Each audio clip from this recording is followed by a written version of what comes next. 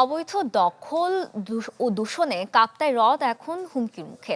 বারবার দাবি জানানো হলেও হ্রদ তীরবর্তী এলাকায় গড়ে তোলা অবৈধ স্থাপনা উচ্ছেদ করা হচ্ছে না। বিস্তারিত জানাচ্ছেন জিয়াউল হক।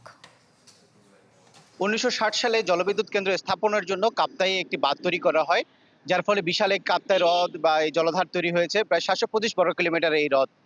এই হ্রদ তৈরি করতে বা বাঁধ তৈরি করতে প্রায় ১ লাখ মানুষের মতো বাস্তুচ্যুত হয়েছিল, ফসলি জমি ক্ষতিগ্রস্ত হয়েছিল সেই সময়ে। এই বাঁধ তৈরির ফলে এখানকার যোগাযোগ রাঙামাটির সাথে ৬টি উপজেলার যোগাযোগের কেন্দ্রস্থল হয়ে পড়ে এই কাপ্তাই হ্রদ। একই সাথে পর্যটনের জন্য এখানে এই হ্রদকে কেন্দ্র করে ব্যাপক সারা বছরই পর্যটনের আনাগোনা থাকে। এবং এই হ্রদে যে মিঠা পানির মাছ সারা দেশেই আসলে খুবই বিখ্যাত। এই হ্রদের আসলে দখল এবং দূষণের কারণে দিন দিন এই হ্রদের পানি দূষিত হয়ে পড়ছে এবং খাবারের যে রাঙামাটি শহরের যে খাবার পানির যে সাপ্লাই এই হ্রদের পানি থেকেই হয়ে থাকে। একই সাথে যে মাছের প্রয়োজন সেটিও ক্ষতিগ্রস্ত হচ্ছে। এখানে বিএরএফআই যে তথ্য বলছে যে হ্রদের পানি দিন দিন দূষিত হওয়ার কারণে যে মাছের প্রয়োজন সেটি ক্ষতিগ্রস্ত হচ্ছে বলে জানিয়েছেন। এই দখল এবং দূষণ রোধে জেলা প্রশাসনের পক্ষ থেকে বিগত কয়েক বছর ধরে এই দখল দূষণ রোধে উচ্ছেদের অভিযানের আমরা দেখেছি তারা চেষ্টা করেছে উচ্ছেদ করার জন্য, কিন্তু এই দখল এবং যারা দখল করে আছে তাদের বাধার মুখে বারবারই প্রশাসনের ফেরত যেতে হয়েছিল। এই দখলের কারণে আমরা দেখেছি যে হাইকোর্ট থেকেও নির্দেশনা দিয়েছিল জেলা প্রশাসনকে যে হ্রদের সীমানা নির্ধারণ করে এখানে যারা হ্রদের তীর ঘেঁষা যেসব অবৈধ স্থাপনা সেটি উচ্ছেদের জন্য কিছু নির্দেশনা দিয়েছিলেন।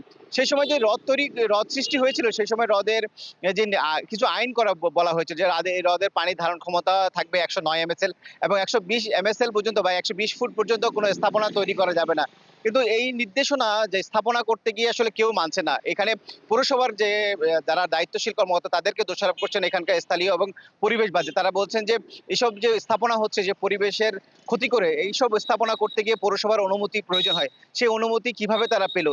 এই ক্ষেত্রে পৌরসভার আসলে কতটুকু দায়বদ্ধতা সেই দায়টা আসলে পৌরসভা নিচ্ছে না কেন? এসব বিষয়গুলো বারবারই এখানকার পরিবেশবিদরা এবং যারা সুশীল সমাজ রাঙামাটি পৌরসভার তারা আসলে সেটি বারবারই দাবি জানাতেন। পৌরসভা যদি এখানকার যদি সঠিক দায়িত্ব পালন করতো তাহলে এই হ্রদ ঘেরা বা তীর ঘেঁষা যে অবৈধ স্থাপনা গড়ে উঠেছে তা কখনোই তারা সুযোগ পেত না। এই বিষয়গুলো নিয়ে হাইকোর্টের নির্দেশনা রয়েছে সীমানা প্রাচীর নির্মাণের জন্য। জেলা প্রশাসনের পক্ষ থেকে বলা হচ্ছে যে হাইকোর্টের নির্দেশনা আসলে তারা সেভাবে কাজ করে যাচ্ছেন। আশা করছেন যে নির্দেশনা পরে আসলে এখানকার উচ্ছেদ অভিযান করতে হলে যেখানকার স্থানীয় সুশীল সমাজ সবারকে একত্রিত করেই এই হ্রদের যে সৌন্দর্য সেটি তারা ফিরিয়ে আনার জন্য কাজ করবেন বলে জানিয়েছেন।